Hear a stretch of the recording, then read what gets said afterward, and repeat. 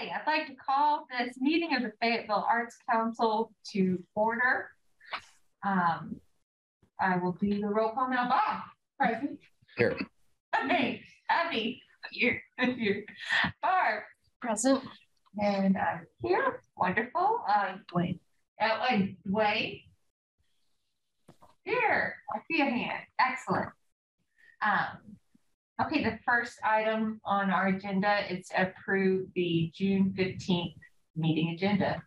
Okay. Has everybody had a chance to look at our agenda for today? Yeah. I'll make a motion to approve. I'll second that. All in favor? Aye. Aye. Okay, excellent.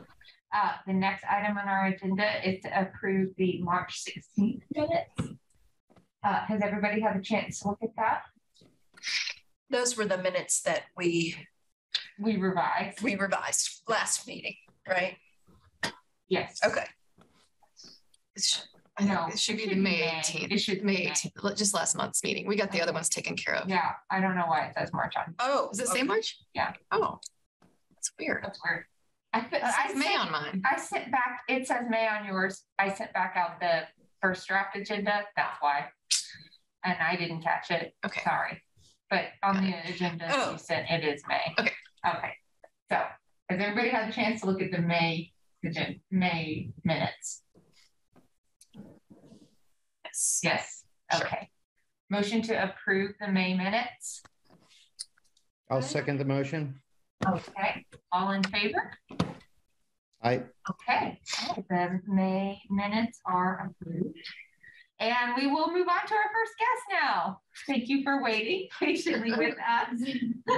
Our guest, Rob Reno, is going to tell us a little bit about the Ozark Off-Road Cyclist Mural. Okay, and I'm going to try to share my screen so everybody else can see this sketch. Oh, hang on. Sorry. My mouse is very slow to react. Oh, man. Really slow. So sorry. Careful. I don't want to overshoot. Okay, let's do that and do share. I think it needs new batteries. Okay, can everyone see that? Yes. Yes. Okay, perfect. Okay, well, what you're looking at is a mural we partnered with Experience Fayetteville on 3 years ago, I think, and it's already in place. Go down to there. That's fun. That's it done. It's held up really well. He's the artist is Jason Jones. He did it in stains rather than paint, which worked really well.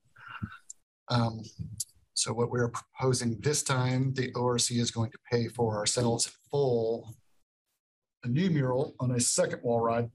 There's 3 wall rides total. This will be the second one we're going to do. Our plan is to do a third one also in a couple of years. Our board voted on, and we all liked the walking stick. Then we sent that on to the Parks Department. I think they all like the walking stick. To Parks Board, they all like the walking stick. So that's what we're proposing. In the future, at other parks, we would like to probably do more of this if our funds allow that to happen. And we would probably want to open it up to more artists beyond just Jason.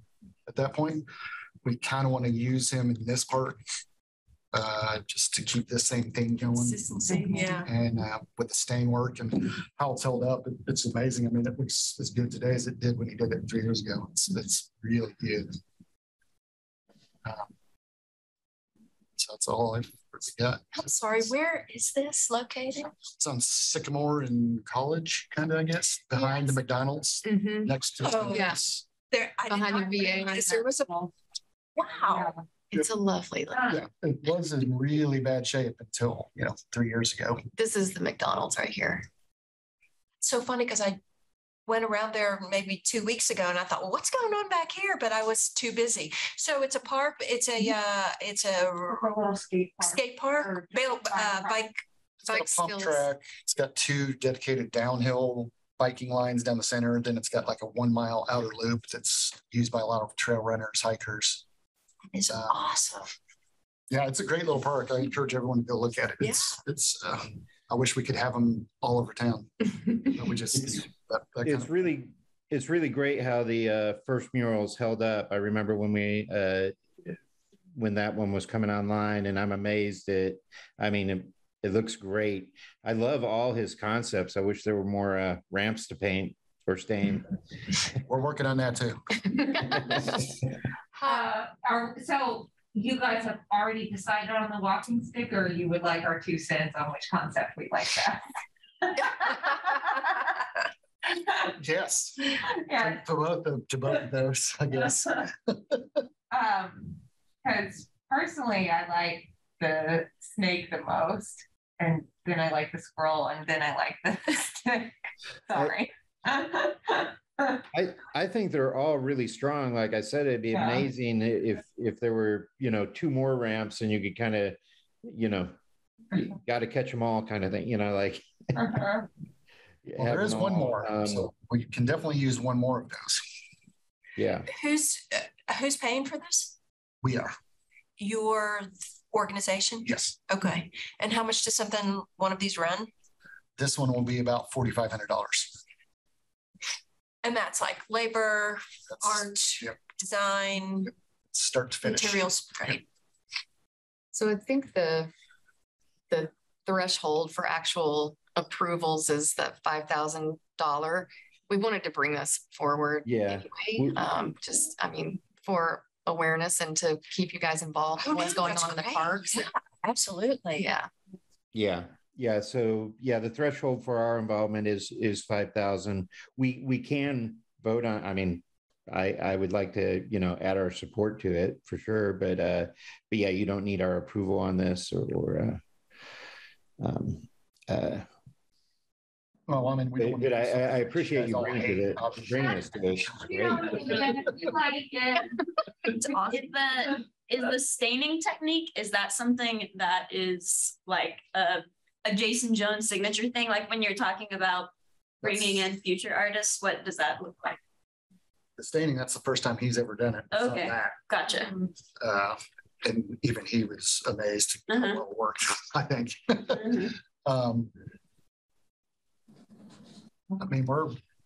I don't know how we're going to choose artists in the future. I guess maybe we'll just get concepts from a bunch and pick one that way. I'm not really sure how that works or what that looks like. We can help you with that. Yeah. But like I said, I would like to open it up to more than just it's always Jason. Let's spread the love. Yeah. And something specific like that, it could be a cool opportunity to like use it as an opportunity to like get more artists interested in this sort of thing, like learning a new medium. Oh, sure. Yeah. So I think I love these, and for this park and the continuity there. I wonder if it couldn't be a good opportunity, since it is a different material for painting outside that you have figured out works really well. If while Jason is painting it, if we could use it as an educational opportunity in any sort of way. You know when he's going to be painting it? He wants to do it in July. That's the window he's got, which I don't get because it's going to be like 110 degrees out there while he's doing it, but whatever. But I can certainly ask him about it. Maybe ask him if he wouldn't mind if there was any sort of documentation of what he's doing and how he's using the material so that it's available at some point in the future for artistic reference. Even if it's just literally somebody from the Arts Council going down there with a phone and videoing what he's doing and asking what are you using and how are you putting that on? That's valuable information. I'm sure like the only hesitation there would be like he may want to be compensated for sharing that knowledge and like the time he spent figuring that out. So I doubt it. No. Jason. Okay. I don't know him at all. He's extremely generous. Okay. Well, We'll hit him up. Well, we should ask him. Yeah. No, I think that would be really cool. I know he does a killer job with snakes too, because of that snake mural he did at the coffee. The snake did come in second. Yeah. Yeah. Is there definitely going to be a third one? Yes. Okay. Yes. And it will probably be that snake. Although the parks that's board, they all like the squirrel. Really? Yeah. Well, I mean, they all like the walking stick the best, but their second choice is the squirrel. Yeah, and you just see squirrels sadly smushed on roads. Yeah. That kind of puts you in the mind of that. So I would definitely pick the snake. Yeah, I'm thinking snake or maybe like the whatever the extinct Arkansas woodpecker is. An argument for the squirrel would be that you already have a reptile up with the first one, so Yeah, you my wanted to get head is there. all the animal kingdoms in there. Hey, Allison, would you mind going to the image of the existing mural? Yeah. So cool. And this one's kind of like halfway back in the park. This new one is kind of right up in the front, so you're going to really see it as you come into the park. That'll be really cool.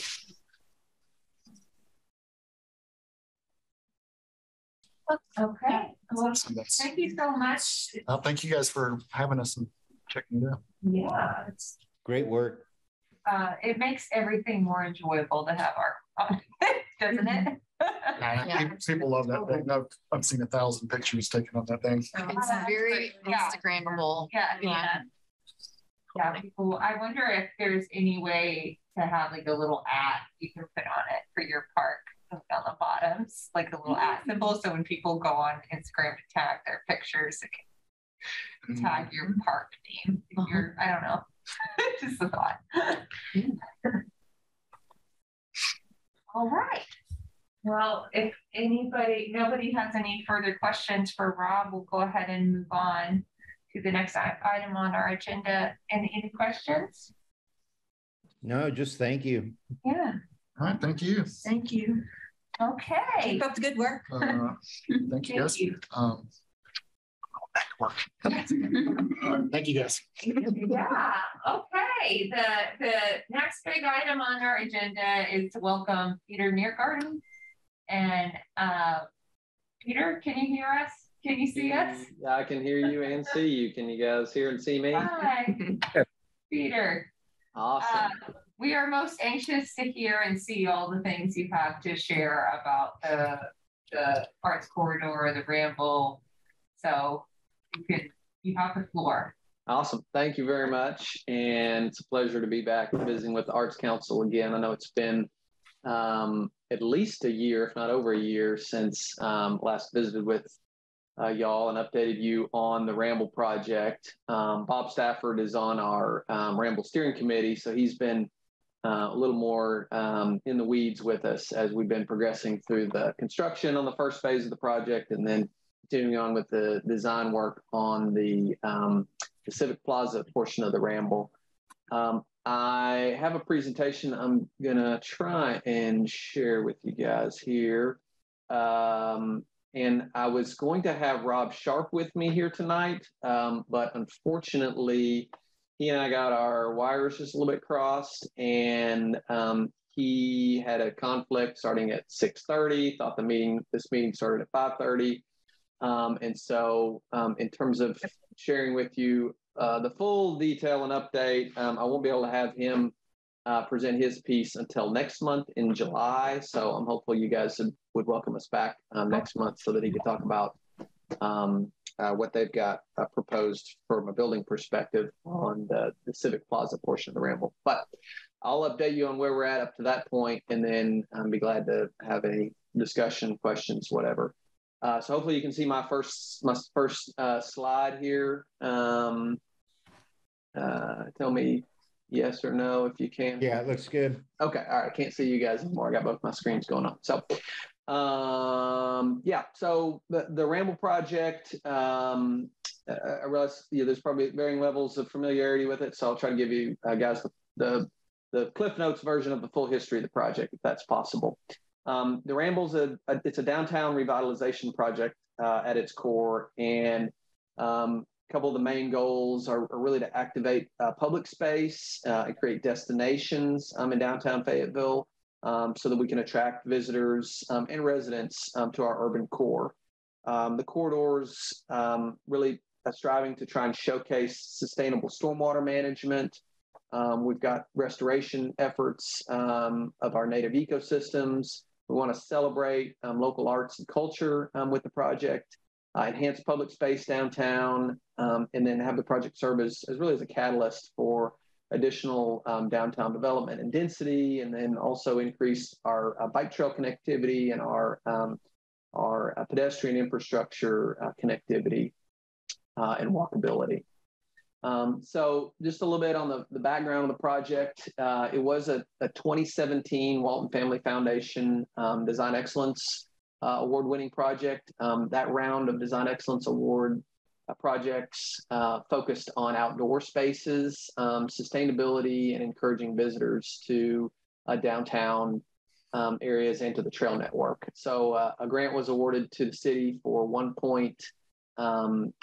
$1.8 million to do the initial design work on the project. And with that grant money, we hired landscape architects from Charlottesville, Virginia, who were part of the Design Excellence Program. And the name of that firm is Nelson Bird Woltz. And they began our schematic design work on the project.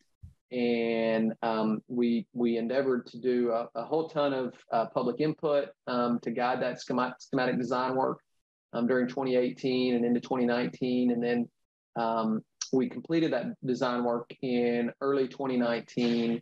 And then in April of 2019, that schematic design work was presented to the citizens of Fayetteville as part of the Fayetteville's 10 for 10 campaign, when the citizens voted yes on question 8, which funded $32 million for the construction of the project. And then in June of 2021, after a 5-month public input process, we announced a renaming of the project. So originally it went by the Cultural Arts Corridor name and has since been renamed the Ramble. So you'll hear both names used interchangeably, but the Ramble is the working name for the project now. Here is a map of the entirety of the corridor. And you'll see on the north is to your left. This is Dixon Street right here, and we got West Avenue located right here. So the corridor was designed really to try to link many of our existing cultural institutions, Walton Arts Center, Theater Squared, and Imam Studios, with the Fayetteville Public Library further to the south, and then the University of Arkansas's Art and Design District. And the corridor is broken into 3 major components.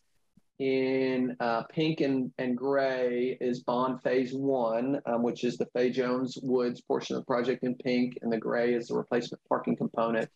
And then on the southwest corner of Dixon and West is the Civic Plaza space, which is Bond Phase 2. Once the replacement parking is completed, then we can begin construction on Bond Phase 2, and I'll update you on where we're at with all 3 of those phases.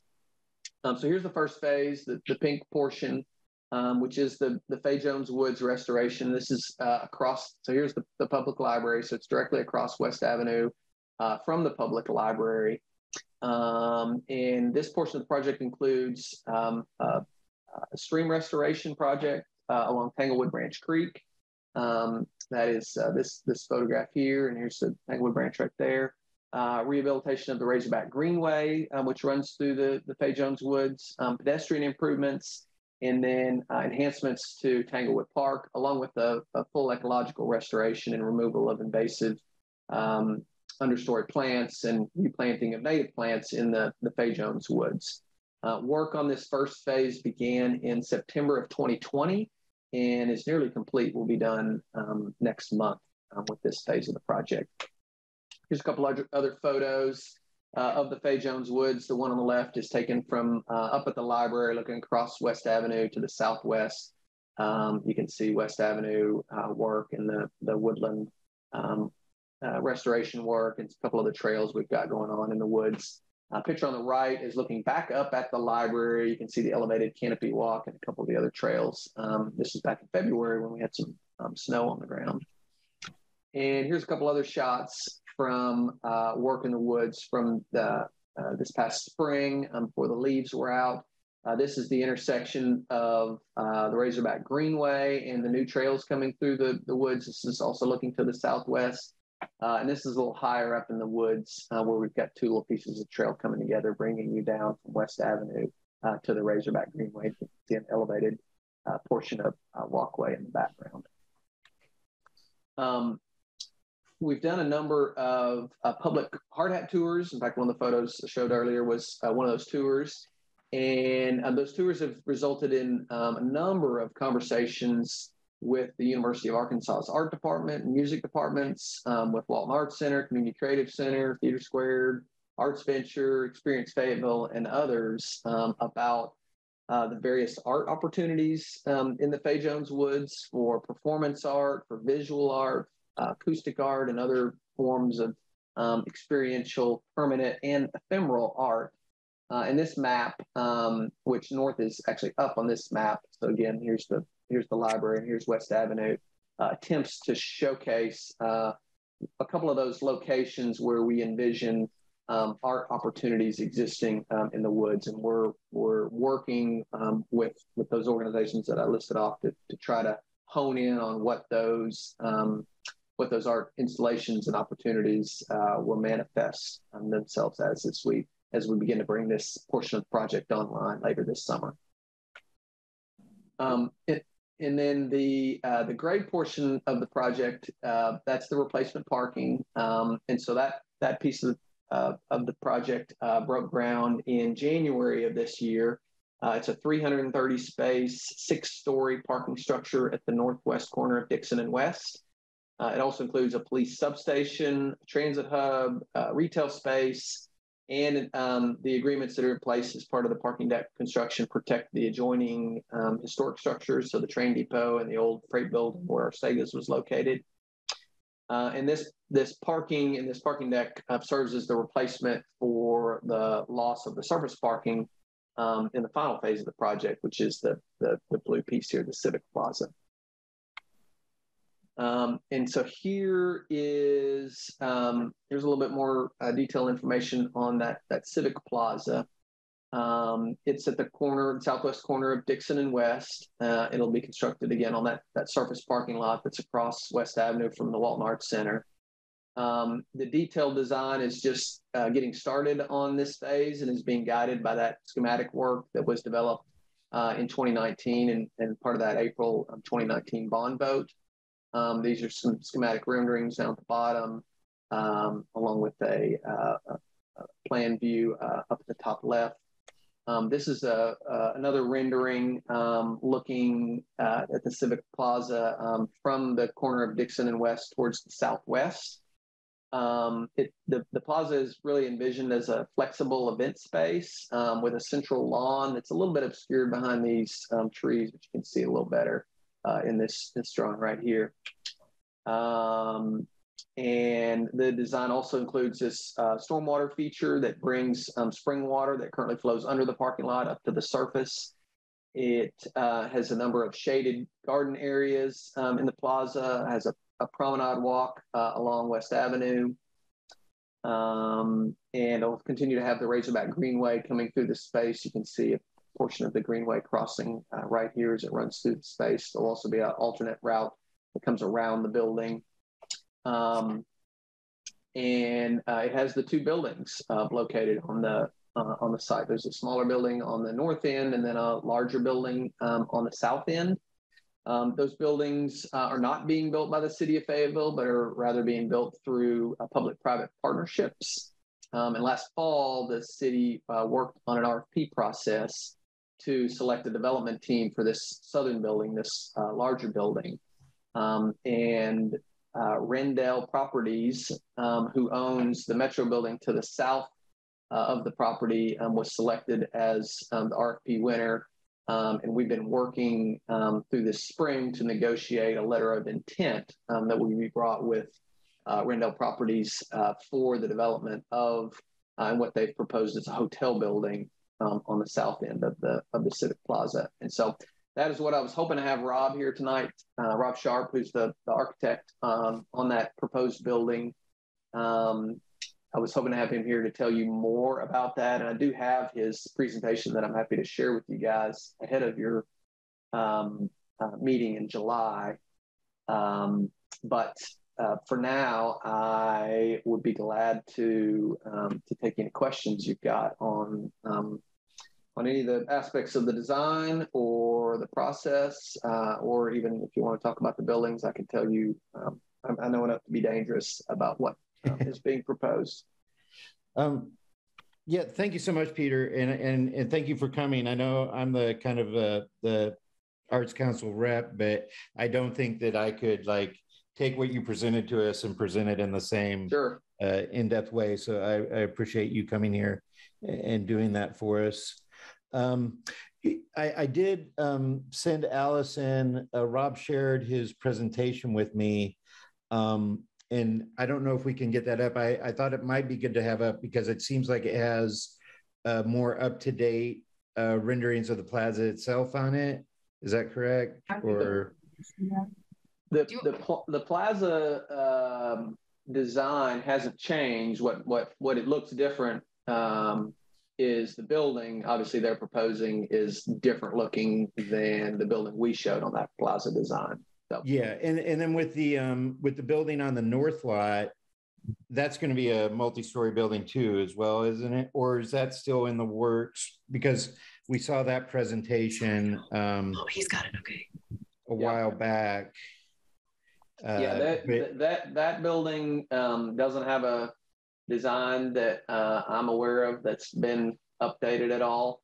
Okay. So we're still just showing that same box there, but here's how their schematic design of their building fits on the plaza. So the plaza space is unchanged, but the building shape, obviously, here's what we were showing, building with a little bit of a triangular shape here, and they've got something that's a little bit more angular in nature. And so how many stories is that? How many stories is that building supposed to be? 7 stories, which is what the main, I think it's Main Street Center zoning allows for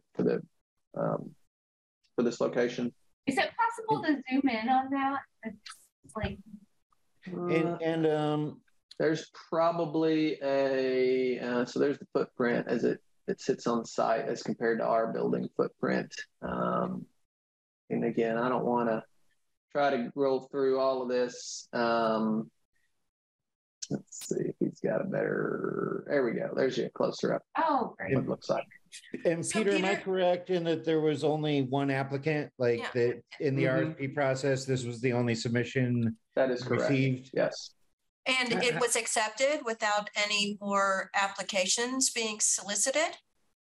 At this point, we have the one proposal. It met all the criteria, and the committee elected to move forward with it. And so the next step would be taking it to City Council to determine whether or not they agree with the proposal or not, or would like us to go solicit other proposals.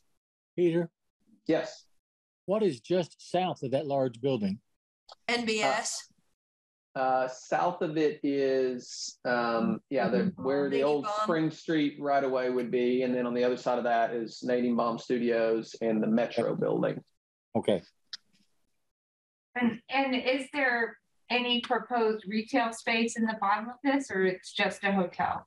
Yeah, they've proposed retail in this corner here, and then lobby in the middle, and then I believe restaurant out in this little wing over here. Again, I don't want to get too far out over my skis and try to put words in the developer's mouth in terms of what their proposed uses are. Those are really, I'd rather have Rob answer that level of detail question for you. So just as a broad question, I believe that initially there was supposed to be some performance space in that building. I'm not aware of that as a requirement. We have a requirement on storage space for the use of the outdoor performance venue. Supports. I'm sorry, performance support. Support right? space, yeah. Yeah, Support okay. space, yep. And then restrooms, public restrooms as well. And those are all included in that design? Yep, yep. And is there like any public art support in that?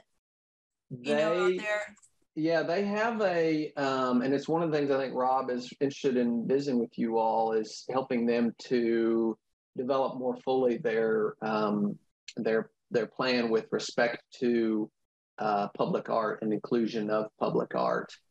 Again, I don't want to put words in their mouth, but my understanding is they're very much interested in what opportunities there are to create unique local flavor and flair within the building, and using public art to do that is part of their strategy, is my understanding.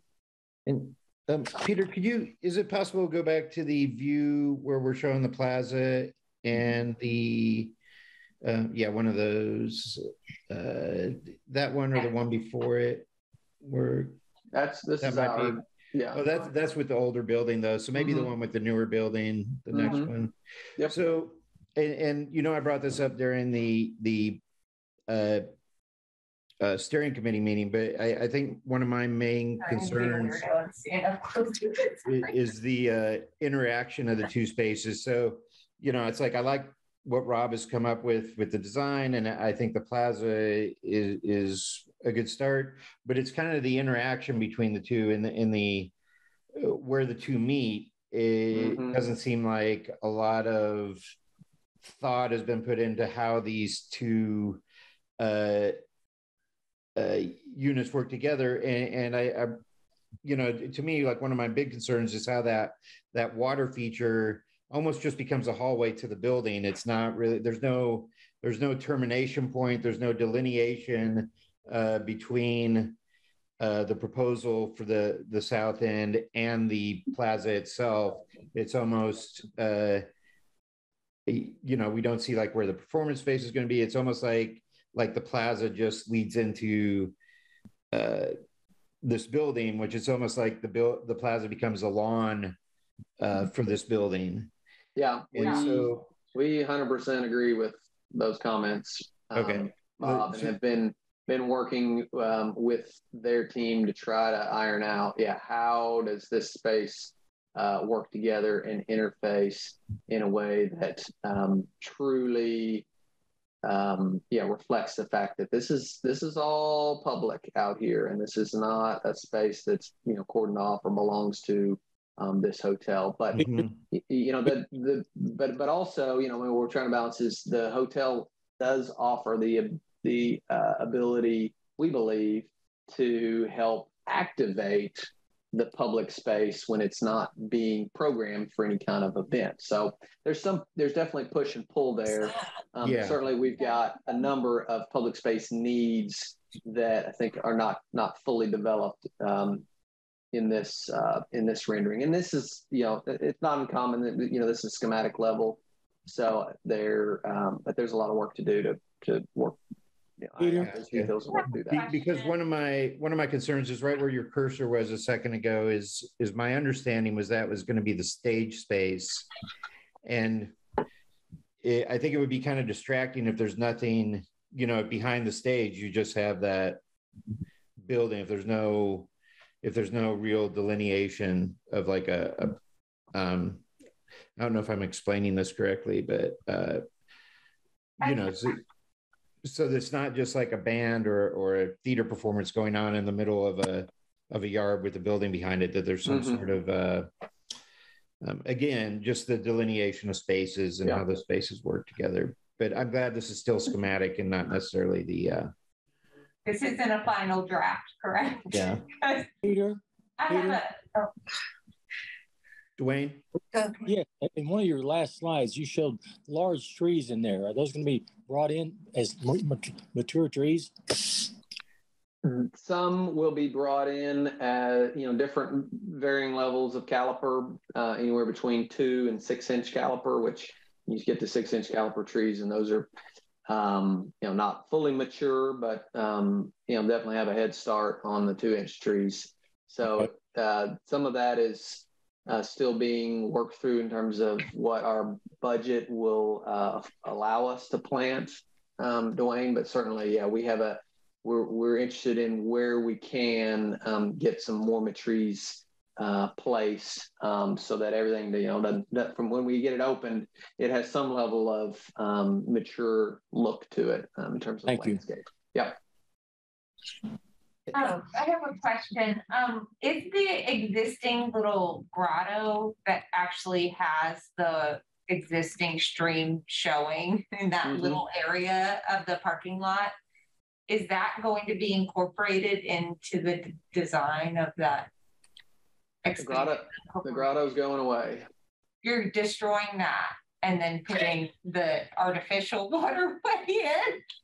Like, it doesn't make sense to me. It makes the grotto's more sense to expand. The grotto is an artificial waterway that was, created when they shoehorned the parking lot in to try to give some, nod towards the stream that was buried as part of the parking lot construction. So there's actually a spring under the parking lot with a sump built on top of it, and there's a pumping unit in there that pumps water up to that grotto right now. And basically what we're doing is taking that pumping system that pumps to the grotto and redirecting it to pump to this water feature. And how does the water feature function? Like, is it made to be interactive? Like, are there interactive elements in it for like children to play in? Certainly. We see, water, particularly in the summer, as part of the activation strategy, and, encouraging people to enjoy downtown and also, dip their feet in and cool off. Is it okay if I critique this a little bit, this plan? Because the way that I see it, it's designed to have solid tree lines that block off all of the other businesses around that square, except for the hotel that's going in. It would make way more sense to me if the landscaping was done in a way that had sort of like welcoming inlets coming from the corners where the other businesses are. Like, if the landscaping sort of bead in from where the Walton Art Center is, and bead in from where Grubbs is, and maybe bead from where George's is, to where if it created some inlets rather than just being like so linear. Yeah, I think in some of that could be this aerial view, since you're looking down from above. Well, no, when you did the overhead view, it also looked like it was just making solid tree lines blocking out all the other. At the street level, you've got much more porosity in terms of being able to see in, because you've just got trunks and you're not trying to look through canopy. So we've got a mid-block crossing right here that lines up with the and it looks like it's all extremely flat. Like, there's no areas where you would see there's like space to create a performance. Like, if there were any sort of amphitheater type elevation or hill type shape coming in that you could activate, I mean, I'm sure that people working on this project would, for example, have seen all of the parks that were just built along the waterway in New York and in Brooklyn, where they did a wonderful job of creating topographical landscape that had places for people to kind of have a picnic and maybe have some privacy. And there's interest in the landscape because they made those little bitty hills. They don't have to be big, but just the idea of just like a big fat flat lawn with some tree lines and then a straight line of water, it's not thrilling to me. I don't want to sound so critical, but it's really not. It's not exciting. And it needs to be, if it's going to be the center of, you wanting it to be like our Central Park is what I'm gathering. It's one of the biggest initiatives that our town has put together to really create this arts corridor. And it's got to have more interest than just this one straight water line and these straight tree lines. Like, it's not doing it for me. Sorry. End of critique. Good for you. I do I do, from the other schematics and drawings I've seen there, it does seem, I think this isn't the right picture to look at. But I think they are creating features, and Peter, correct me if I'm wrong, but they are creating features around the water. They are having areas, like kind of differentiated areas to the west side, that do create, what would you call them? Like more, I wouldn't say intimate spaces, but more, it's not, my impression from the drawings as I remember them is it's just not one open flat space. I kind of do agree with some things like about the waterway and stuff. That's one of my big critiques, especially at the termination point. It's like a big promenade to nowhere. But I do think there are some spots in there that they've carved out, the way the bike path curves through. It does kind of divide and create some different spaces. Would you say that's correct, Peter? Yeah, that's accurate, Bob. There's a couple of feet of topography change as you move north to south, so you're losing elevation going south. We're taking advantage of that as part of the lawn and amphitheater area to create the elevated stage on the south end. And then there's where's the stage? Where is the elevated stage? Yeah, it's let me go back to. Yeah, that's what I don't think is missing. But Jessica, I do agree with your point about in San Francisco, I could think of a few parks where they've created like little hills. And what's neat is when there's a performance or something, people sit on those little mounds, and then they can see and what's it's like happening. A natural, what would you call it? Like kind of like a natural theater, right? Like you're sitting on the edge of that hill and you can see over to the person sitting in front of you.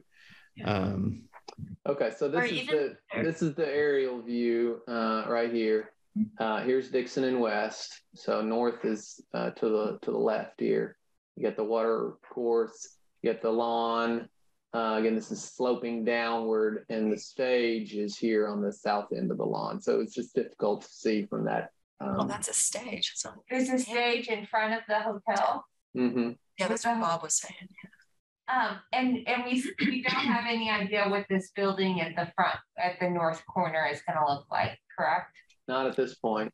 Well, Peter, Rob did give us a presentation on that, but did that one not go through? There was like, I can't remember how many stories, but there was a presentation that they flat right there. I asked Rob about. It seems to be kind of on hold or something. Yeah, I haven't heard anything new on the north building, so I can't. Okay. Yeah. So was this the same landscape architecture company that worked on the Fay Jones Woods? Were they a part of this design as well? Was this also their design? Yes. Okay. And Jessica, one thing to consider as far as, some of the flatness is I do believe that this is going to be used for festival space.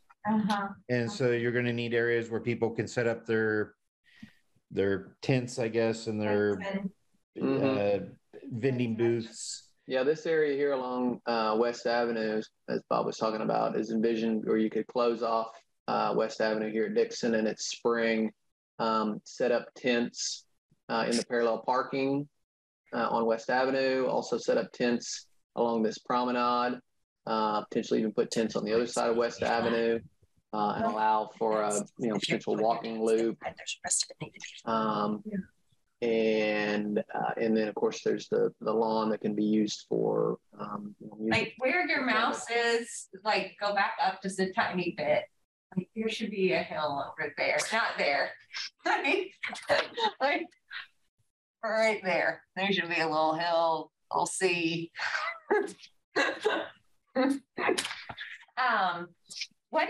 What is this area? What is that? The gray rectangle towards the Walton Art Center here? Yeah. What is that? That is a shade structure that is envisioned as having some swings or other activities underneath it. And then lawn and garden around it. Just starting to look at the detailed design for what that will wind up being, but probably some type of a metal structure that's porous, and it doesn't have a roof on it, but it has some level of structure for a roof that's porous and allows light through. And then behind it, towards West Avenue, is that supposed to be garden or bush area, or that's tree cover? Here? Yeah. This is sidewalk with trees on either side. So you're looking down through the canopy as the trees are meeting each other over the top of the sidewalk. Are there any plans for things like swings or sort of structures that people can sit on? Mm-hmm. With? Yep. At the end of this structure, swings are envisioned. We've got seating in a number of locations. You've got seat walls and benches along the water course, and then along this parking Greenway that's located right here. And again, I mentioned the Greenway Bypass that goes around like this. So this sidewalk along West that's going to be under tree cover, that's where you're envisioning if you have markets, people will set up booths?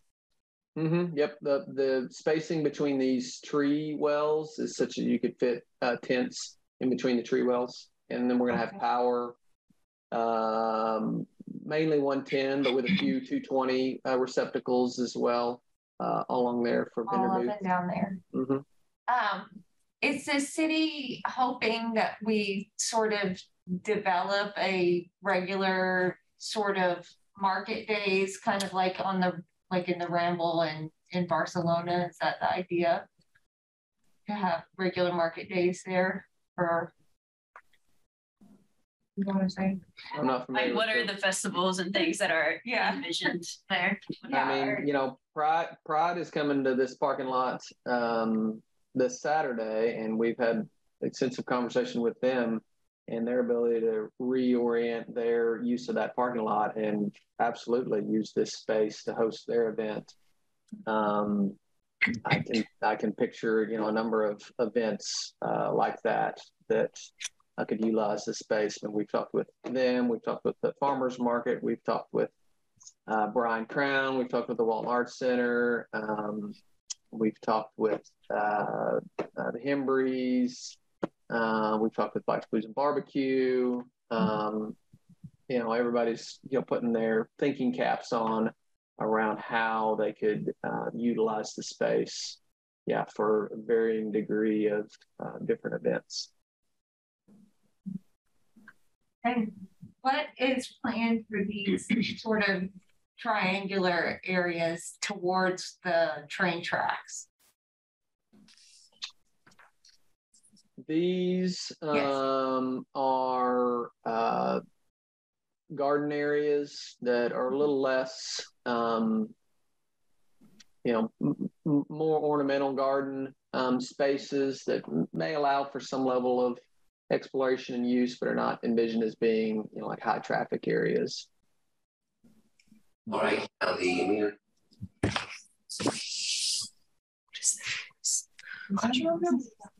Someone just possessed.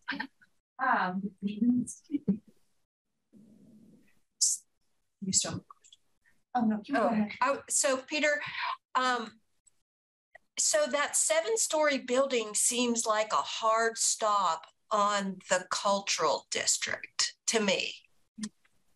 I just feel like it's going to be such a presence that will people go beyond that to go down to the library and go down? What will invite them down to the Fay Jones Park?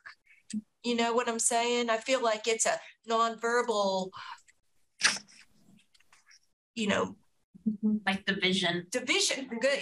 Yeah. Because of the way that it's constructed, like the way that it's constructed. Yeah. If it were made in a way that even if it had curvature or even like a throughway, you know how in a lot of buildings in Boston, you see like the big open arch throughway, and it'll be like a hotel, but you can walk through it. Yeah. Oh, Something that's like that. You know what I'm saying? Would be My a favorite great- part of the whole thing is like the curvature of the bike path. I think that feels very like warm and natural and inviting, and like Yes. for excuse this pun, I guess, but it feels rambly, you know? Like it's not just like linear from point A to point B. It like has a really nice flow to it. Whereas most of the rest of the lines from like the waterway to the buildings and everything feel very rigid, which I do like the juxtaposition in some degree, but some more curvature I think could be. And Oh, go ahead, Rob. I was going to say, and Barbara, to Barbara's point, other people brought up the same concerns at the steering committee. I know that Martin Miller was concerned that the building was kind of even blocking, Theater Squared from engaging, like the way that building is currently designed is it does kind of create like a border. And so like even Theater Squared, who's just catty corner, isn't really connected to the plaza anymore. I know that was a concern of theirs. And I hear you too. Like, yeah, I think that's a really good point of how do you not make that a stopping point or a, how do you make that connection between, whether it's Nady Bomb or Theater Squared or the trail down to the Fay Jones Woods and the library. I do think that a really good point, and I know other people had the same concerns, and I think there needs to be more attention brought to that. How do you create that transition point and not just have this be its own isolated box? Yeah. And I hope that there's still room to kind of because it could be something really neat, like that transitions a point and allows Theater Squared to kind of feel more connected to the plaza. And I just really think that corner there of Spring and West maybe needs a lot more thought into it about how those spaces engage with each other. How you opened up that into the plaza to invite people in, and vice versa, how you bring people down to the library, how you bring people down to Fay Jones Woods. I think those are excellent observations. What are these horizontal lines at the end point of the water feature on the south side of it's right there, right there. What are those? Right here? Yes. Yeah, I'm not 100% certain what that is supposed to be depicting in this rendering. And these are still schematic, right? Yeah, this is schematic from 2019. So yeah, and that building footprint, what they're proposing is totally different from that. What you're seeing now. And I think it's pushed back more towards the Metro building. Is that correct, Peter? That it goes further south? In terms of this location, it's fairly close to this location. The lawn space size of the lawn hasn't changed at all. Okay. Their building location. So I think it's fairly close to this location. And I know smarter people than I have brought this up, but let the Arts Council also bring up the parking for the hotel. Is it going to be underground? They're working on their valet parking plan. And Valet where? I can't answer that question. We've asked the same question, so I'll let Rob deal with that one when he comes to visit with you next month. I think that's another one that you nailed that a lot of people had a concern about. I think they're trying to sell the valet plan, but a lot of people weren't buying the valet plan that you, like you said, valet to wear. That's definitely something that's hopefully they'll come up with a good solution for. I agree. I mean, if the hotel had a shuttle, would they from farther away parking. Oh, I don't even know where that would be.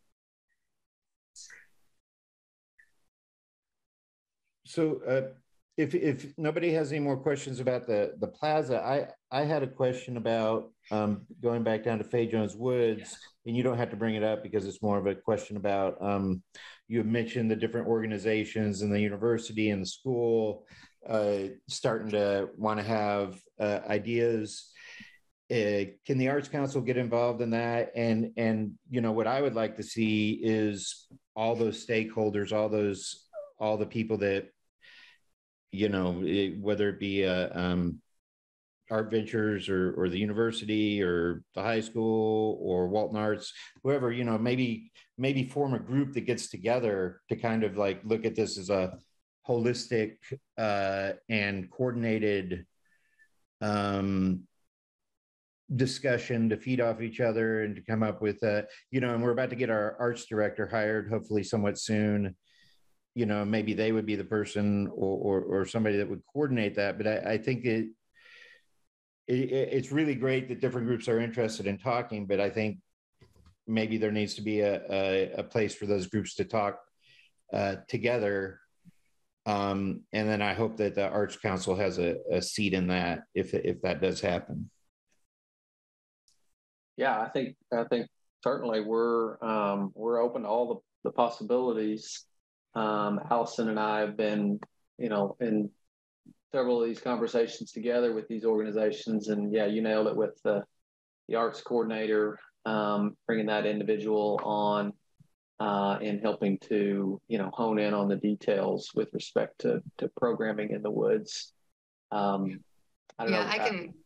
I can add to that we do fully expect for the Arts Council to be involved in those conversations around, you know, the bigger ideas of what happens in that. We obviously do want to get the Arts and Culture Director hired so that they can lead that charge. So that should be happening soon, and those discussions should start pretty soon, hopefully. Are those installations meant to be permanent or temporary? Yeah. Or combo? Oh. Yes. Yes. I think that it's a combination of both and all of the above. And it depends on the type of installation, obviously. I mean, not all installations are meant to be permanent. Some are meant to be temporary. So I have a random question, but I'm wondering, what has the process been like in terms of, you know, conversing to come up with ideas for this plaza? I know you mentioned you had talked to several community members, but did you guys have models in mind that you were going from, or did you want to, you know, did you guys talk about places you have traveled and different park structures that you enjoy, and what are the things that were successful about those or not successful about those? Like, what has that conversation been? I'm just wondering. Yeah, I mean, we've looked at a ton of different models in other parks and tried to learn, you know, and use information we've gleaned from other operators, such as particularly with the Fay Jones Woods, talking with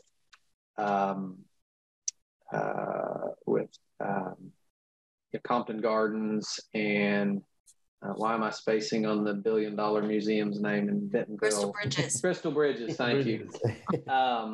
About, you know, what their processes have looked like for ensuring they got the right, you know, infrastructure in place to support different types and forms of art installations, because, you know, we're not going to be able to design, we're not going to be able to think up every type of art installation we would ever want to put in here. And so it's about ensuring we've got the infrastructure in place to support all the possible forms and types of art going forward. Mm-hmm. And where are you in the process in terms of will there be other opportunities for people to have input on the architecture of the buildings being added, or anything to do with the layout of the Civic Plaza?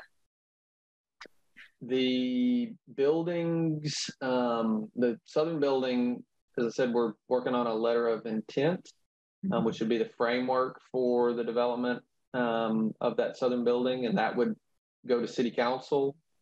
And the developers have also expressed, so that's the city council meeting is obviously an opportunity for input. Do you know when that will go? It hadn't been scheduled yet. We may know by the time Rob comes back to visit with you all next month when that date is. And the schematic design work has been done on the plaza space, so we're honing in on all the detailed design and working with a number of stakeholders on those elements. For the Civic Plaza space.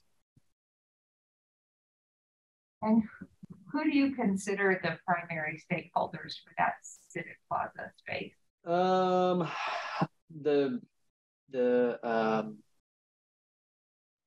The community of potential programmers for the space. So all of the different potential users of that Civic Plaza, all our neighbors around that space. So T2, Walton Arts Center, Community Creative Center, to where we've got interface and overlap and impact on their side of the street.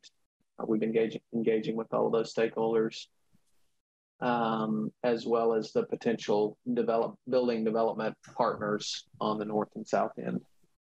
So this stakeholders, like the other people in the community that are giving the input on that Civic Plaza, to what level are they able to influence design? Or are they just able to say you do or don't like something? We're pretty far along in the design right now, so it's about the details. Okay. So we're working with with all the stakeholders on honing in on what the details are. I'm just confused about what is considered a detail and not a detail, like the lines that the waterway end at, like, is that considered a detail? Like what you will see at the end of that water feature? In terms of what the hotel building will be, yes, but in terms of where the water course is on the site, no, that's the water, where the water goes is set, yes. But what is around it is not set. Correct. In terms of like pavers and materiality of bench seating. I mean, those are the kinds of details we're working through right now.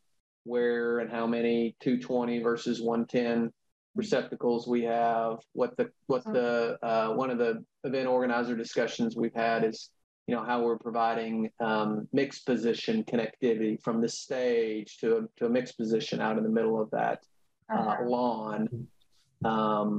So that someone can set up for a concert and have that way that meets with whatever. So I'm assuming that since the water is set, that the topography is also not a detail that's up for debate at all. Like it will be a totally flat. No, it's not a totally flat site. Yeah, it won't be. I think the disconnect there is it. Mm-hmm. I hear that there's an elevation change. Is it totally like does it slope or is it a consistent grade? Generally, I would say it's a fairly consistent grade. I'd have to go back and look at the I just think that's yeah.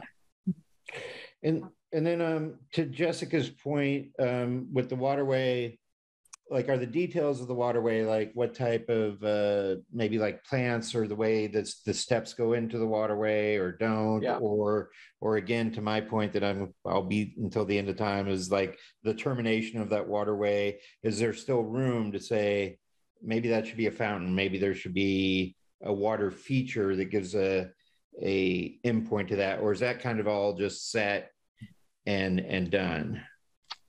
We're working through what that, waterway material is, Bob, in terms of, concrete. There's a marble option we've looked at. There may be a couple other materials they're evaluating. Arkansas native stone by chance? Well, I don't know that we're looking at native stone. We got plenty of native stone in the Tanglewood stream restoration just down the way, which is where this flows to. Water, any kind of fountain in there hasn't really been part of the conversation as part of a termination on the water course. And this is really kind of the first that's been suggested as an idea, but I can certainly talk to the design team and see if that's because right now it just seems like it just kind of ends without purpose or reason. Like it goes and then it stops and then there's a building, and there's no, and it is kind of a big feature. It's a, kind of a promenade.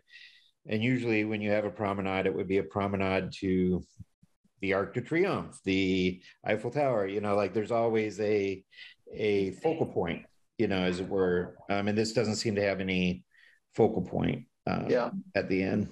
Yeah, public art was, if you can kind of, you're not looking at my screen anymore, but was something we had considered as a focal point for the end of it. Yeah. So I think that's still part of the conversation and possibility. And I'll make a note to ensure we've still got that. And the artist, his name is slipping my mind right now, but the artist that did the Peace Fountain outside the it's outside the boy, my brain's not working. Town Center. Yeah. Thank you. Thank you. Like something like that could be, spectacular there. Yeah, something that has an endpoint. Yeah. I would agree wholeheartedly with Bob there that it, I'm sorry, it's tough. I'm so sorry, Peter. It's really tough to have like a room full of art people. We artists have really opinions. High aesthetic expectations. Oh yeah. So I'm really sorry if you feel like we're really being rough on you.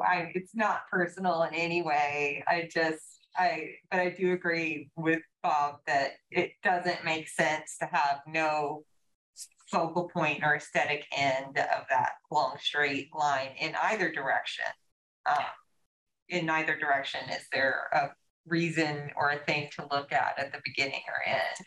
There either needs to be like a focal point at the ends, or it needs to feel less. Or it needs to feel meandering, because it's like if you're not going to have a focal point, you have to meander, and if you're going to be straight, you have to have a focal point. Exactly. Yes. It's like an aesthetic rule. Art 101. Dwayne, do we have any money left over for a focal point? No, I don't believe so. Is there? I don't think art is in the budget, right, Peter?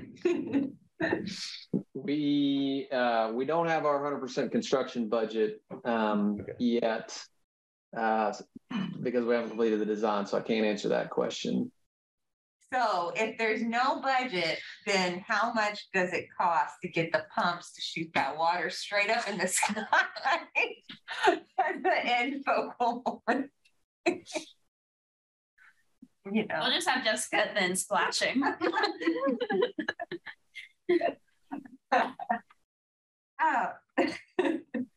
Well, I guess, my question to you is, what input can we give you that would be valuable? Because it's what is not clear to me is where actual input would be valuable. I think where we're seeking most input right now is on the building, particularly the southern building and the uses. And so I'm hopeful when Rob comes back next month, you can give, because that design and process is still very much fluid and up in the air, much more so than the design on the plaza space. So to me, that's where your greatest opportunity lies. And I apologize that I wasn't able to have him here to give you his full dog and pony tonight, but he's assured me in July He'll give you all the time you want. Okay, and Peter, will that be before this goes to city council? Because then it seems kind of like, as far as our job goes, we missed the boat. Like if we don't. I hope so, Bob. But again, we don't have the date for that council discussion yet. Okay. But that's just a letter of intent. So that certainly is not finalized design either. Gotcha. That's the first step in like a 3-step council process. So I remember back when we were voting on this bond and the whole concept of the arts corridor it was supposed to be a space where they were going to have artist studios, all these art installations, like art was going to be an integral part, and potentially even live art spaces if we're going to be involved in the buildings in these structures. Like it was something that was talked about in terms of selling the bond and the arts corridor. And I'm seeing that none of that is in this plan now. It's just the hotel, potential retail spaces. Is there any part of Rob's plan, do you know, that involves spaces for artists?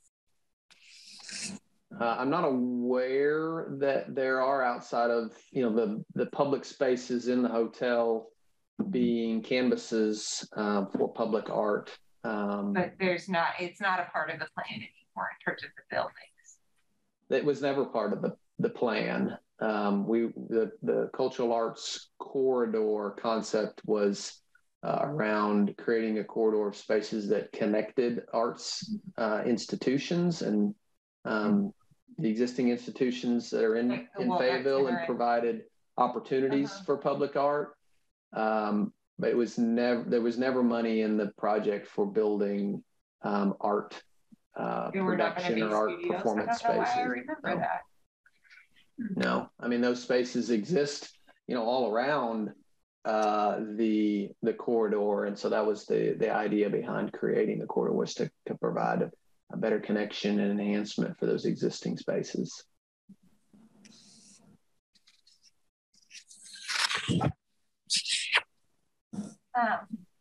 Mark, did you have any other questions?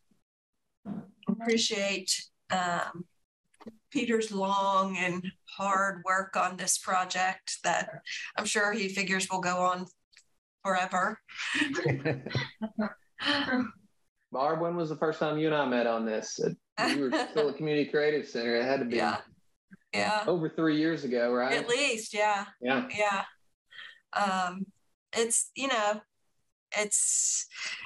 It's exciting, but at the same time, you're going to have as many opinions as you have people in the community. So there's a lot going on. But, it feels like we still have a way to, communicate our interests, and also the opportunity for you to come and share what's been going on, and the development and I hear them banging across the street on the replacement parking deck. So I know that's happening. I know they're going to town with that. So it's a project that we'll maybe all remember fondly. A process. Love to hear, Abby, if you have any thoughts in terms of what you would like to see, if there's anything you would like to be considered in terms of the details. Well, I'm a little bit in the same boat as you, as far as I feel a little unclear on what constitutes as a detail other than like materiality. Yeah. Is it mainly just that building and then materiality, but all of the like pathway and the water lines and all the like landscaping lines, all that is set? Is that right? More or less. Yeah, okay. I'd say that's fairly accurate.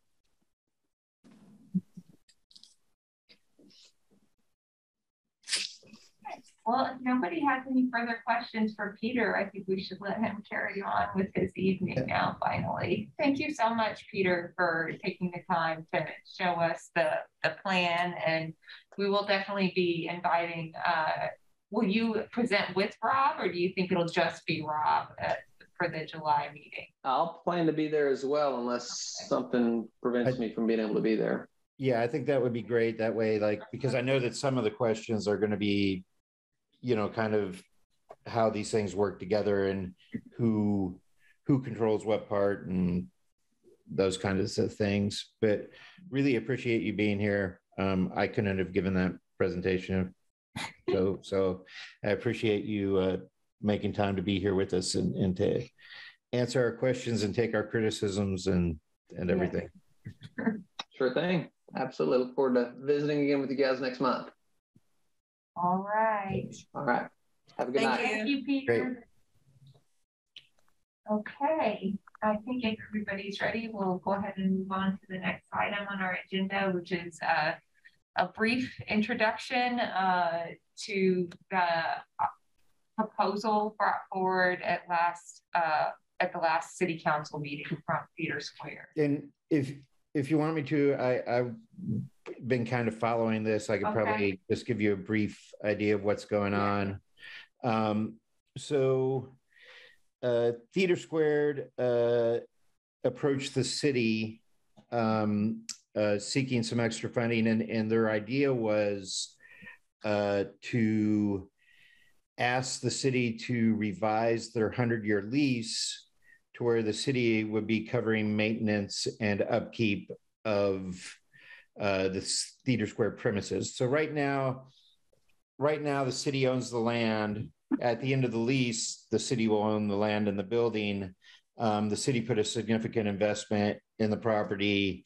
And the original idea about the way the lease was structured was that having Theater Square pay for maintenance and upkeep, that way at the end of the 100-year lease, which is a $0 lease, the cost of that lease is $0. But the idea was that at the end of that lease, that the Fayetteville would have something worth something.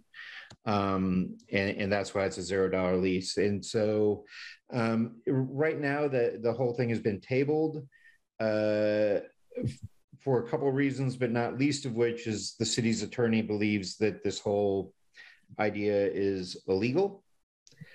But the city council wanted the Arts Council's input and advice on this. They want us to fulfill our advisory role.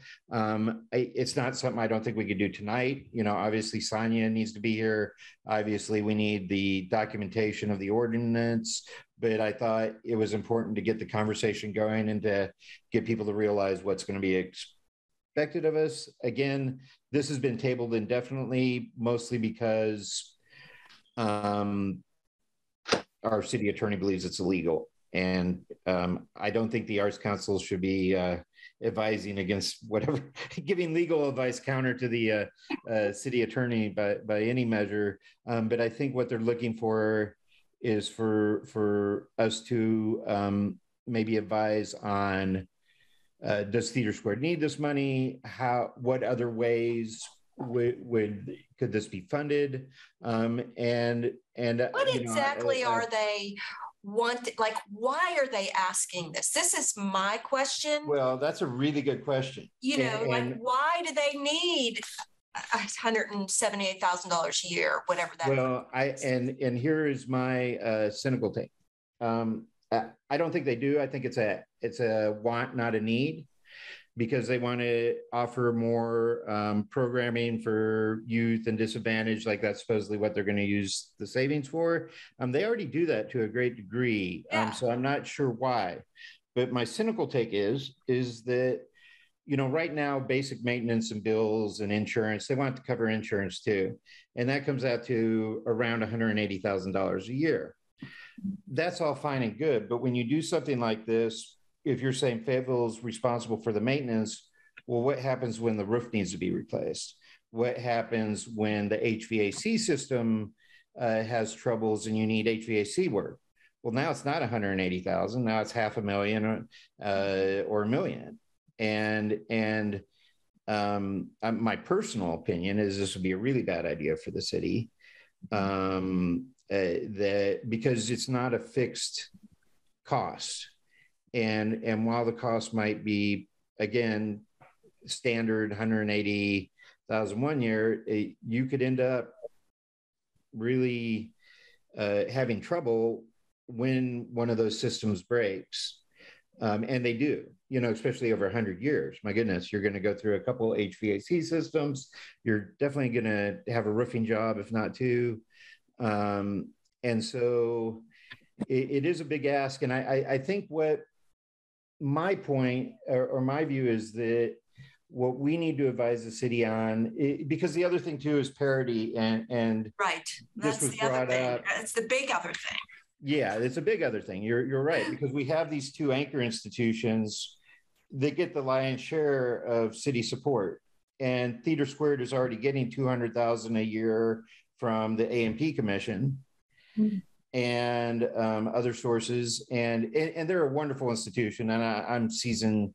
My wife and I hold season tickets and regularly, and I see Kit Williams there, but regularly. But it's like this seems to be a want and not a need. And we have other organizations that get zero funding. We have an arts and culture director, hopefully coming online soon, that really doesn't have any support staff funded, or really any sort of budget funded at this point. Is that correct, Allison? Is that correct? That's correct. Okay. So, my advice to the city concerning this would be like, well, first, let's get our arts and culture coordinator in place. Second, let's give them the staff and funding they need to do their job that they're being hired for. Mm-hmm. And then that person, that arts and culture coordinators, they're the one that's going to be able to look at the big picture and say, how do we get, if Theater Squared needs the money, how do we get them that money? If Walton Arts Center needs something, how do we get them that? And then how do we create parity and bring up our smaller organizations and our artists? And really, how do we build the bigger arts and culture master plan and the arts economy? But again, I thought it was important to get this on the agenda tonight because at last week's city council meeting, they specifically said they wanted the Arts Council's advice on this, but this isn't something that we could tackle tonight. I think it's going to take a lot of reading, a lot of looking at documents, a lot of, and again, I think, this shouldn't be just my voice, like I have my opinion, but and I might be ahead because I've been following it, but I think this is going to be a bigger months-long conversation, and it's definitely going to need our arts and culture coordinator kind of in place for us to give really good advice. But I do think that, and to me, that's what I hope we can send the city. And the bigger point also is that I think having this position being filled finally is we are going to be probably asked to do our job, like to have that kind of advisory role that we haven't in the past. Like I wish that we would have had the chance to be more involved in an advisory role on the design of the plaza, right? Like that we could have brought up some of these shortcomings ahead of time. Yeah, so that's basically where we're at. And Dwayne, I see your hand up. As things stand now, is Theater Squared going to not be able to afford their utilities for this year or next year? Oh, no, they don't have a problem at all. How do you know that, Bob? Has anybody seen the financials? I have. Well, that's good to know. Yeah, this, again, like what they plan to do is offer more programming with the money that they're saving. $178,000 worth of programming. Well, yeah, exactly. Kind of, I agree with that. No, I'm just like, know, is it like? No, it's a huge ask. It's a huge ask. And like you said, it's not just, I mean, it could be that for 1 year or 3 years, and then it could be $750,000. Absolutely. And that comes back to the point of like, Theater Squared is doing a particular thing really well right now. And there are like other organizations that could be doing the programs that they're proposing to add with that funding. Yeah, it seems like they're asking. Put on a lot of programs. It seems like they're asking this so that they can expand what they're already doing, because they already offer this. We went to their gala and they raised a ton of money just for the same purpose. So it seems to be a want and not a need, which is one of the reasons I'm kind of like, we have so many organizations that don't get any funding. Yeah. And again, they get a lot, and they're doing fine. This isn't I think even one of the city council brought up, I think it was maybe Mark Kenyon brought up the fact that if we thought Theater Square was in financial trouble and was going to go under, we'd 100% do this. But that's not the case, and that this is a huge ask and not necessarily a huge need, because they do already offer this to great success, these same programs. Did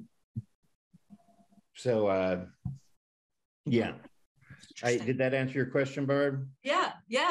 I did not know that. I've been keeping up with this as well, but I did not know that extra bit of information there. And I could be wrong on some of these points, but I've seen a lot of documents. I think I can share those documents. I have to find out.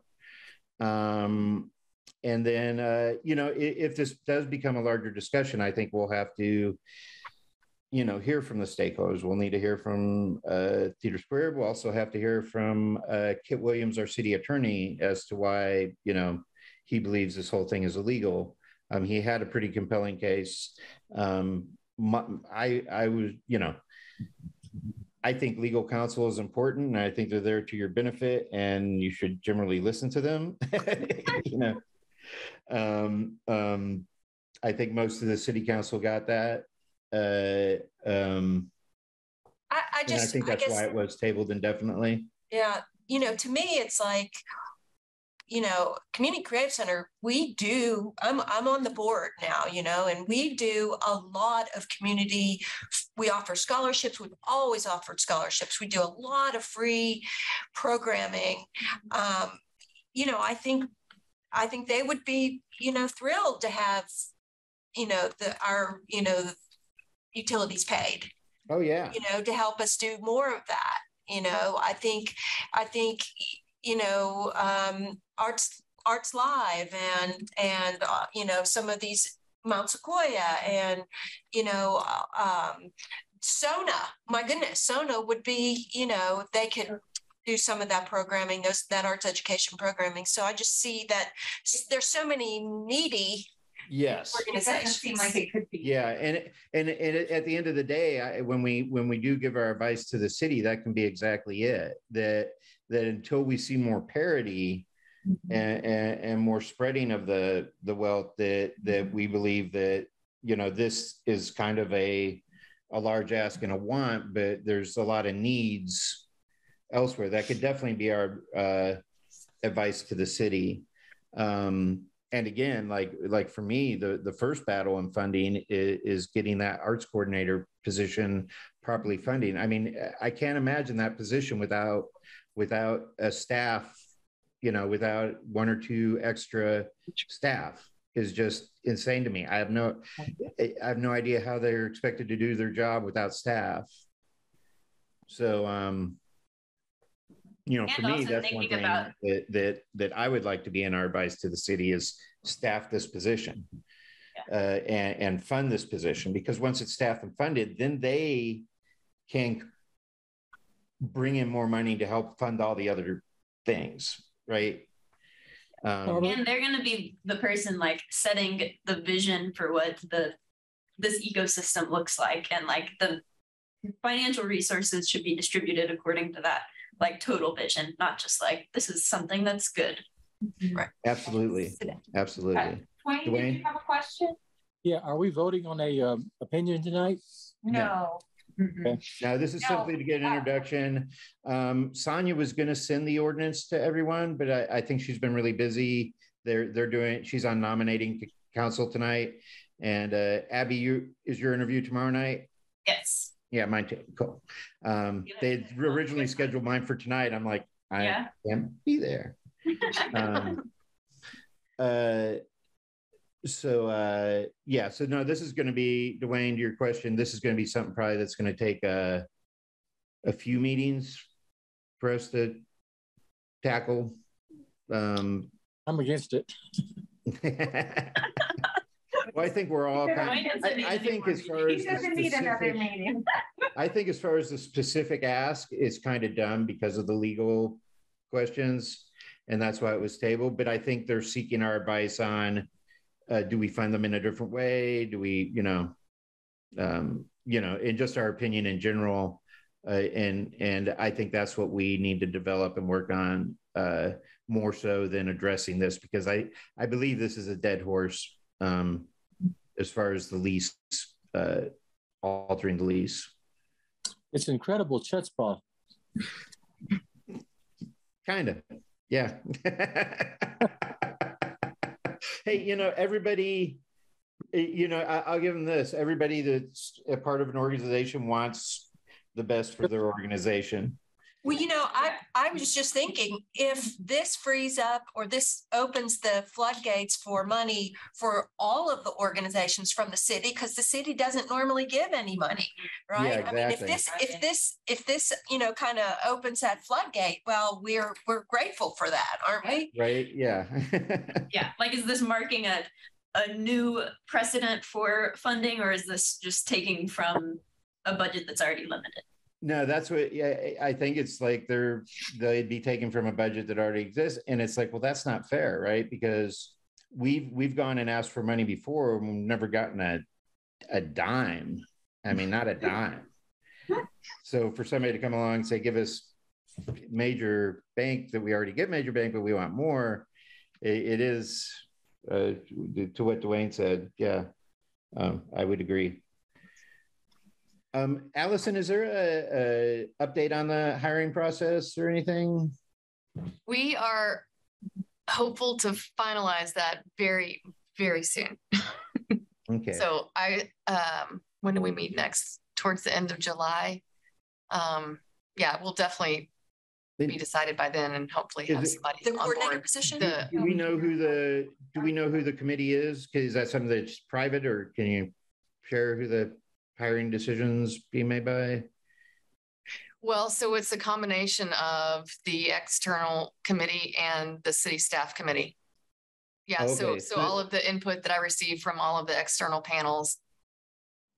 And like I was just on one of the panels, right? There's like probably multiple panels. There was y'all's, the external panel, and there was also a panel of city employees. Okay. Yeah. And so the feedback that we all gave made it back to the decision makers? Yes. Awesome. So there's no definitive timeline right now. When that decision is made, will it be short order to get that person in their position, or are we looking at months as soon afterwards? as possible? Absolutely. Yeah. As soon as possible. Yeah. Yeah. Awesome. Yeah. We do not want to drag feet on that. We want to get this person in and get going on some work. Awesome. Yeah. Barbara, is this your last night? It is. Why? I saw Nick Zazel the other day, and he's like, you've hung in there for 3 years. I'm like, it hasn't been 3 years. And he said, oh, yes, it has. Yeah. But, like the year and a half of COVID kind of doesn't count. I don't know. That was an extra 5 years. Yeah. Yeah.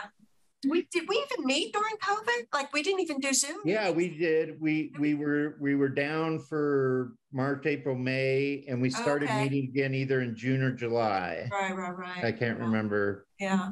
But by Zoom. Yeah. Yeah. So, yeah, I mean, it's been an interesting ride, I think, and lots of changes, and I think the Arts Council is definitely an important entity in the city, and I think the Arts Council is there, it is changing, but if we can get some stability. I mean, and I think the city can use us more and better. Yeah. I think, like you said, I mean, if this Arts Council could have had a look at if we could have been allowed to look at the designs, we would have shared opinions before they were solid. I feel like I think he came to the Arts Council, didn't he? Peter? Yeah, we've gotten, but it's been an odd process. I with all respect to Peter, and I know he's got a really hard job. I do feel that, like, even being on the steering committee, I think I told someone it's the steering committee in the sense that you're the kid in the back seat with the play school driving wheel. Like, we're not necessarily steering so much as we are listening to what they're telling us and giving feedback, but it's hard to tell what the channel is, and if that feedback is having an impact. Yeah. You're allowed to complain, but it doesn't matter. Changing the direction. It's like, yeah. Well, I think there's, I think Fayetteville has to realize that, I don't know, have y'all been up to the rail yard in Rogers?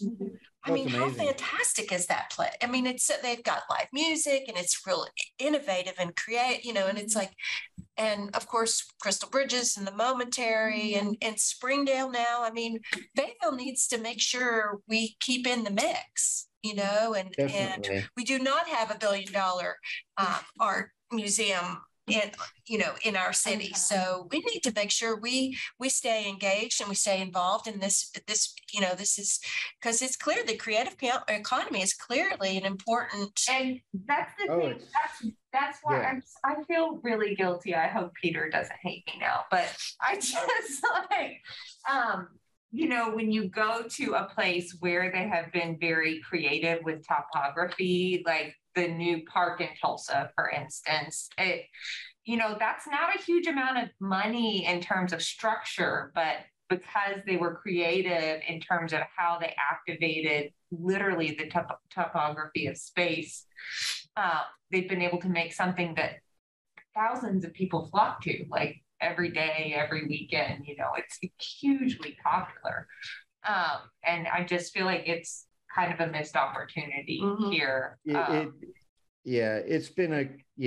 hasn't been the most transparent or the process is I don't think the process was done as well as it could have been here. I'll say that for sure. Like, I really do think I wish it was a lot more locally based. Because I think to really understand Fayetteville and our area, I mean, you need to spend time here. That we just can't have a cookie cutter. And not that this is, but I don't know. I think there were missed opportunities. I think there are things overlooked or not completely thought out. But, at the end of the day, I think it's going to be a good thing. And who knows, in 20 years, maybe there'll be a bond that they'll say, hey, let's redesign this or something. Well, and a coordinator on staff, somebody, is that the right word? Director. Yeah. A director, I think is a great step in the right direction. Yes. Because I think, I think the process should be owned by that person, any further. And that's what we've been fighting for the last 3 years. Well, I know that. I do know and that. I wish you were going to stay on so that you could help us, because I think we're going to go to the next stage now, is like having that director. Yeah. But I hope you stay involved. And if you have like thoughts or anything, that you come to us or send us an email and let us, because your input's really great and invaluable, and it's been wonderful working with you. Well, thanks, Bob. It was good to get to know you as well, and this entity, which I know it's been in various stages of I mean, remember in the beginning, it was very tense in the beginning, remember? It felt like, Well, we were kind of starting from zero because before whatever year that was, 2018, something like that. Before that, like the Arts Council was kind of defunct. Like they met six times a year. Right. If you watch any of those meetings, they didn't even really understand what their mandate was. And we worked so on they that. were kind of like when, Jacob and myself and Cindy came on at the beginning of the year, and then you and Nick came on, I believe like 6 months later. We were building it from the ground up. So Right. yeah. And I think we've come a long way. Yep. Well, Dwayne. Thank you, Barb. Yeah, thank you, Barb. Thank you also. But where are we with the process of hiring the director? Oh, I think that Allison just took that question. Very near, Dwayne, very near. We hope to have that position finalized and have somebody in seat this summer. Yep. Okay. Wonderful. If the landscape design firm wants my advice, I have 2 plans right here. I would send it to him. Send it to him. Allison, can I and you don't have to answer this question if you can't. Is my pick still in the running, or the pick of the council? Because I think we were all in agreement. How about if I connect with you offline? That sounds great. Okay. Okay. Great. Well, if there's no other business or public comment, I don't think we have anybody waiting. I think we can call this meeting to a close. Okay. All right. Meeting adjourned.